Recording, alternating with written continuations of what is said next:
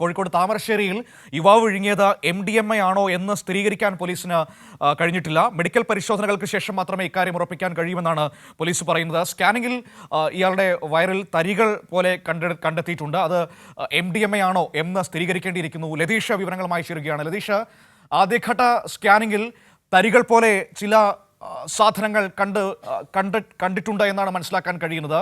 പക്ഷേ അത് MDMA ആണോ എന്ന സ്ഥിരീകരണത്തിലേക്ക് എത്തണമെങ്കിൽ ഇനിയും കൂടുതൽ പരിശോധനകൾ നടത്തണം എന്നാണോ പോലീസ് ഇപ്പോൾ വ്യക്തമാക്കുന്നത്?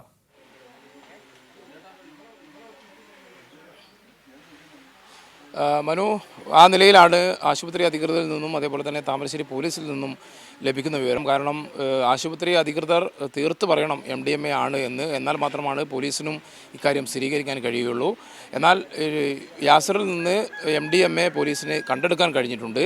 അതുകൊണ്ട് തന്നെ വിഴുങ്ങിയ വയറ്റിനുള്ളിൽ ഇപ്പോൾ നിൽക്കുന്ന വസ്തുവും MDMA തന്നെ ആയിരിക്കാം എന്നാണ് കരുതുന്നത്. പ്രത്യേകിച്ച് ഗ്രാനുവൽ രൂപത്തിൽ, തരി രൂപത്തിലുള്ള വസ്തുവാണ് സ്കാനിങ്ങിൽ വയറിനുള്ളിൽ കണ്ടെത്താൻ കഴിയുന്നത്.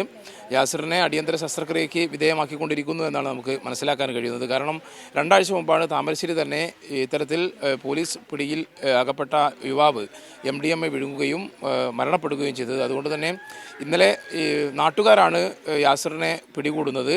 പോലീസ് എത്തിയ ഘട്ടത്തിൽ പോലീസും നാട്ടുകാരും ചേർന്നാണ് പിടികൂടുന്നത്. നാട്ടുകാരാണ് ഇത്തരത്തിൽ എന്തോ വിഴുങ്ങിയിട്ടുണ്ട് യാസർ എന്ന് പോലീസിനെ അറിയിച്ചത്. വളരെ പെട്ടെന്ന് തന്നെ താമരശ്ശേരി താലൂക്ക് ആശുപത്രിയിലും രാത്രിയോടെ കോഴിക്കോട് മെഡിക്കൽ കോളേജിലും എത്തിച്ചു. രാത്രി നടത്തിയ സ്കാനിങ്ങിലാണ് ഗ്രാനുവൽ രൂപത്തിലുള്ള, തരി രൂപത്തിലുള്ള വസ്തു വയറ്റിൽ നിന്ന് കണ്ടെത്താൻ കഴിഞ്ഞത്.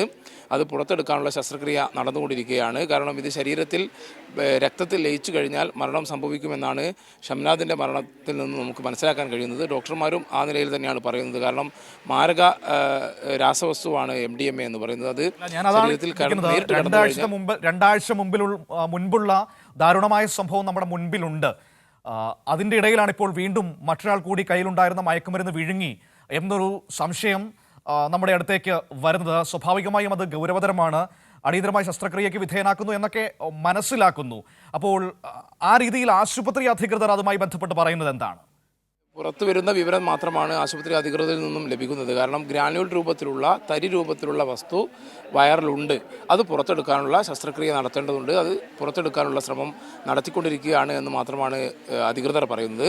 ഇത് വിശദമായ പരിശോധനയ്ക്ക് അയച്ച്, ഇതിൻ്റെ സാമ്പിൾ വിശദമായ പരിശോധനയ്ക്ക് അയച്ചാൽ മാത്രമേ അത് MDMA തന്നെയാണോ എന്നുള്ള കാര്യത്തിൽ ഒരു സ്ഥിരീകരണം ഉണ്ടാവുകയുള്ളൂ. എന്തായാലും നിലവിൽ രാവിലെ നമ്മൾ അന്വേഷിച്ചപ്പോൾ യാസറിന് ആരോഗ്യപരമായ മറ്റ് പ്രശ്നങ്ങളൊന്നും ഉണ്ടായിരുന്നില്ല. ഡോക്ടർമാരുടെ കർശന നിരീക്ഷണത്തിൽ ആയിരുന്നു രാത്രി മുഴുവൻ യാസർ കഴിഞ്ഞത്. അതുകൊണ്ട് തന്നെ ശസ്ത്രക്രിയയിലൂടെ ഇത് പുറത്തെടുത്തു കഴിഞ്ഞാൽ മറ്റ് ആരോഗ്യ പ്രശ്നങ്ങളില്ലാതെ ജീവൻ രക്ഷിക്കാൻ കഴിയും എന്നുള്ള നിലയിൽ തന്നെയാണ് നമുക്ക് മനസ്സിലാക്കാൻ കഴിയുന്നത്. ഒപ്പം ഷംനാദ് എന്ന് പറയുന്ന കഴിഞ്ഞ 2 ആഴ്ച മുമ്പ് ഈ MDMA വിഴുങ്ങി മരിച്ച ഷംനാദിൻ്റെ സുഹൃത്തു കൂടിയാണ് യാസർ എന്നുള്ള വിവരം കൂടി പുറത്തു വരുന്നുണ്ട്. യാസർ ഒരു ആഴ്ച മുമ്പ് മാത്രമാണ് വിദേശത്ത് നിന്നും നാട്ടിലെത്തിയത്. ലതീഷ്, അതിലൊരു സംശയമുണ്ട്. യാസിർ എന്നാണോ ഫായിസ് എന്നാണോ അയാളുടെ പേര്? അതിലൊരു കൺഫ്യൂഷൻ ഉണ്ടെന്ന് തോന്നുന്നു.